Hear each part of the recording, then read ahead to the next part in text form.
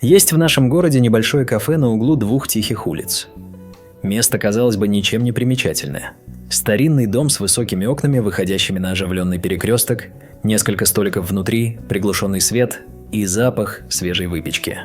Но для тех, кто знает его историю, это место имеет особое значение. И началась она с человека, которого все называли просто «дедушка с чаем». Я работал там официантом уже 3-й год. Летние дни сменялись осенними дождями. Зимние вечера уступали место весенним сумеркам, а он приходил каждый день точно по расписанию в половине 6-го вечера. Высокий, подтянутый мужчина лет 70, всегда в отглаженном сером костюме и с тростью красного дерева. Он никогда не опаздывал и никогда не менял своих привычек. Его столик, 3-й от окна, казалось, был создан специально для него. Оттуда открывался прекрасный вид на улицу, где спешили по своим делам прохожие, проезжали машины, а в дождливые дни капли рисовали причудливые узоры на стекле.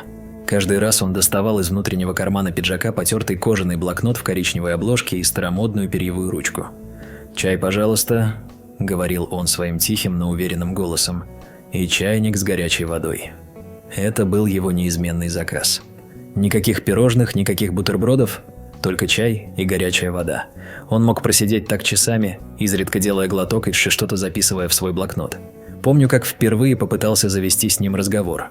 Это был дождливый октябрьский вечер, посетителей было мало, и я, протирая соседний столик, решился спросить: «Вам нравится наблюдать за дождем?» Он поднял на меня свои удивительно ясные голубые глаза и слегка улыбнулся. «Знаете, молодой человек, в дожде есть своя музыка. Каждая капля – это нота в бесконечной симфонии жизни». С того дня что-то изменилось. Он не стал более разговорчивым, но в его глазах теперь появлялась особая теплота, когда я подходил к его столику. Однажды я заметил, что он оставляет чаевые. Всегда одну и ту же сумму, купюры аккуратно сложены вчетверо. А потом случилось то, что тронуло меня до глубины души. Он протянул мне шоколадку.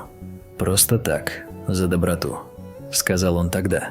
И в его голосе была какая-то особенная нежность. Но жизнь непредсказуема. Однажды он не пришел.